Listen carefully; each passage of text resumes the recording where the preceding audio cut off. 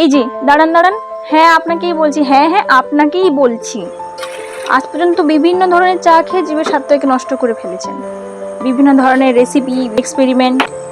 আজকে এমন একটা চায়ের কথা বলবো যেটা শুনলেই আপনার জিভে জল চলে আসবে। না না, লেমন টি, মশলা চা, দুধ চা এইসব নয়, একটা নতুন চা। আর কি বলুন তো সেটা? আর সেটা হলো লঙ্কা চা। শুনেই ভয় পেলেন নাকি?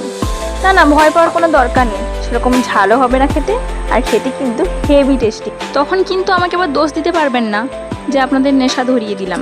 চলুন আর বেশি বকবক না করে রেসিপিটা শুরু করি। প্রথমে একটা পাত্রে পরিমাণ মতো জল নিয়ে নেব, তাতে দেব 2টো লঙ্কা চেরা, দেব 3 চামচ চিনি, তারপরে দেব একটা জলজিরা।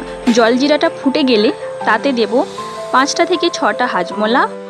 জলটা ভালোভাবে ফুটে গেলে তাতে দিয়ে দেব সামান্য চা।